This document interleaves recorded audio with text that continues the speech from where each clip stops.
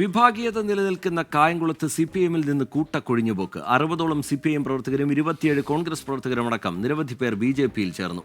സംസ്ഥാന president K സുരേന്ദ്രനും vice president Shobha സുരേന്ദ്രനും ചേർന്ന് പ്രവർത്തകരെ സ്വീകരിച്ചു. സിപിഐഎം വിട്ട് ബിജെപിയിലെത്തിയ ബിപിൻ സി ബാബുവിന്റെ നേതൃത്വത്തിലാണ് 200-ലധികം പ്രവർത്തകരെ ബിജെപിയിലെത്തിച്ചത്. 3 ലോക്കൽ കമ്മിറ്റി അംഗങ്ങൾ, 5 ബ്രാഞ്ച് സെക്രട്ടറിമാർ, CITU ഹെഡ്ലോഡ് യൂണിയൻ ജില്ലാ joint secretary Zakir Hussain, 49 branch അംഗങ്ങളടക്കം 60ഓളം പേർ സിപിഐഎം ബന്ധം ഉപേക്ഷിച്ച് ബിജെപിയിലെത്തിയെന്നാണ് അവകാശപ്പെടുന്നത്. കോൺഗ്രസിൽ നിന്ന് 27 പേരടക്കം വിവിധ പാർട്ടികളിൽ നിന്ന് 237 പേർ ബിജെപിയിൽ ചേർന്നു. സംസ്ഥാന പ്രസിഡന്റ് കെ സുരേന്ദ്രൻ പ്രവർത്തകരെ സ്വീകരിച്ചു. പ്രസംഗത്തിൽ ജി സുധാകരനെ പുകഴ്ത്തി കെ സുരേന്ദ്രൻ. ആലപ്പുഴ ജില്ലയിൽ ജി സുധാകരൻ എന്ന് പറയുന്ന ഒരു നേതാവുണ്ട്.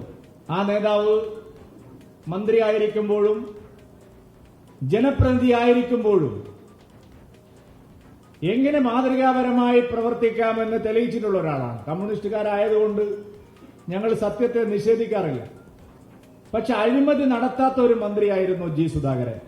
ആ ജി സുധാകരൻ ഇന്നൊരു കറിവേപ്പിലയുടെ വില പോലും കമ്മ്യൂണിസ്റ്റ് പാർട്ടിക്കകത്തുണ്ടോ?